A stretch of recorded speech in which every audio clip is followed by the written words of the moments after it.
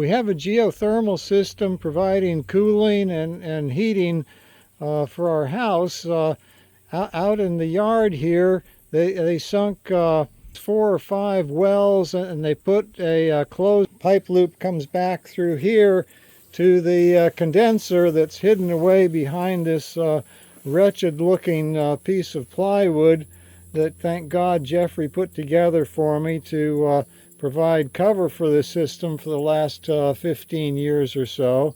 The condenser, outside condenser here, is finally broken, and we're going to have to put another one in. So instead of just putting it back where the initial one was, basically under the drip line of the house, we thought what we'd do is move it out away from the house into a little shed area that we would build.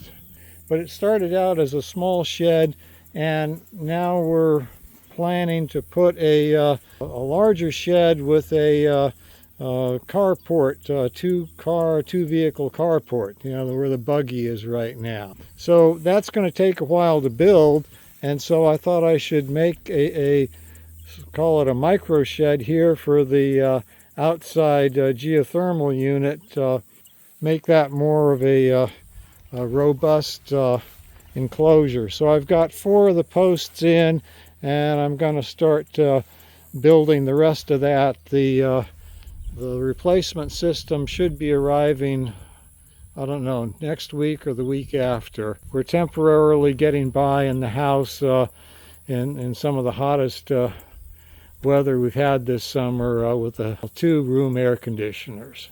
Framing is done for the roof. I put a gentle slope on the roof to carry rainwater away from the service opening, which is going to be on the left side in the picture. The 4 4x4s sunk in the ground are ground contact treated wood from a lumber store. The rest of the wood that I use, except for the plywood sheeting, will be from logs cut on my property and milled with my sawmill. Yesterday evening I got the posts notched out on the insides there, so we're going to put 2x6 cross members, and it looks like rain. So this morning I went down and got a heavy-duty tarp. I put some cardboard down to give it some support on the inside, and then covered it with the tarp and tied it on. Well, it should be good for a few weeks at least, but we'll see how it goes.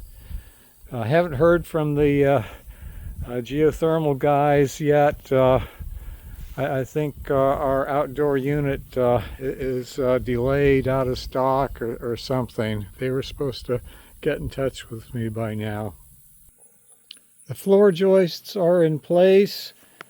I smoothed out the surface of the adjacent 2x6s using the draw knife there, and so now I'm about ready to cut some 2x6 and 2x12 material to start the decking. I cut material for the decking and then sprayed it all with a wood preservative. Blue colored dye to a borate wood treatment called Boracare. It's normally clear. I added a dye so I could tell what I was doing, but I sprayed that treatment over all the framing, and now I'm starting to add the roof decking, both underneath and that's the top there. I haven't got that on, but and then for the top I'm going to put insulation in between while it's open before I put that top deck on. So I took the shroud away from the surroundings around the compressor unit. This is the broken unit that's going to get replaced in a day or so. And what caused the problem was behind this panel here, there's a circuit board, and well, it's a 20-year-old unit anyhow, but behind that unit there's a circuit board with some electrical relays, and a mouse crawled into them and shorted it out. So that's what killed off the circuit board, and circuit board's presumably worth anywhere between $500 to $1,000 or so. So we figured it's time to replace the whole unit as opposed to just the circuit board, since I figure the whole thing's going to be going out pretty soon anyhow. But the other curious thing is over here, these are the water pumps for the geothermal. Brings the water up out of the wells. It's one pulls, one pushes. But we've got this wire mesh shroud over there because a couple years ago a lizard crawled in there and shorted one of the pumps out. So it's always something. Well, installation of the new unit is underway. The guys have gone off to lunch. I'll just get a little video of what they've done so far. They've got the water pump from the geothermal lines installed on the left side of the shed there. It's the water pumps. Runs up down to the wells for the geothermal system. Of course, here's the compressor system, and we've got in the trench here, started putting the lines in from the house.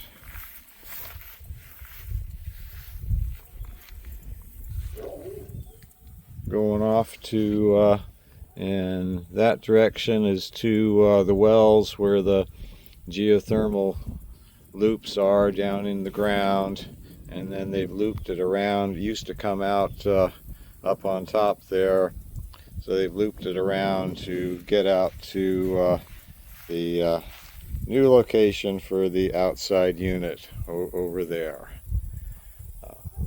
So we're making good progress. They claim we'll have air conditioning by this evening. I hope so. The first day of work is finished. Got the lines from the outside unit run. Still a few connections to make. But we've got everything in the trench. And ready to start filling in the trench. And then the outdoor unit is sitting here nicely. And so they'll be back again tomorrow, and hopefully by sometime tomorrow we've got cool air again in the house. Well, it's the end of the second day. The guys had to leave early. It turns out with this new refrigerant that's propane based, there has to be a propane sensor on the unit here and on the inside unit in the house, because of propane, in case there's a leak or something or other. So the sensor board is bad, so a new one's getting overnighted to us for tomorrow morning. It's supposed to come in. But in the meantime, we need to figure out how to send a communications cable from the outside unit to the inside propane sensor. So what we're going to do is run it through the trench we've got here. I filled this in real nice last night, so just need to dig out a little bit for the small communications cable. Run it through here, and then what we can do is run it up the wall into the eave area there. We had an access, previously had an access there, and so I opened that up again, and turns out we can fish a cable through there, through sort of a crawl space, and get up into the utility room, which is up by that middle window up there, just to the left of that window. So that's where we're going with the communications cable, and hopefully when we get that installed, everything will start working again, and we'll have cool air. Well, we're all finished, And that sound you hear is the sound of cool air in the house. I just need to finish the enclosure here. Well, the installation is complete, but I still don't have my shelter completed. And I need to go on and do some other things, like mow the grass that's getting to be a foot tall. But I'll be able to get this trench filled in now, and it's all closed up and cleaned up along the house.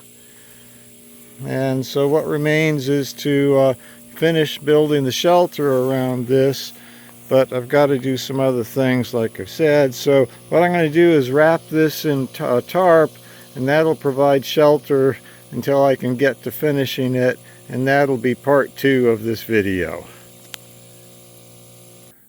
Well, there it is. It's pretty ugly, but I think it'll get the job done until I can actually get some wood and paint and do a nice pretty job on it. So as I said, we're going to try to cover that in another video. Thanks for watching. How about checking out one of my most watched videos? A link is on the right here.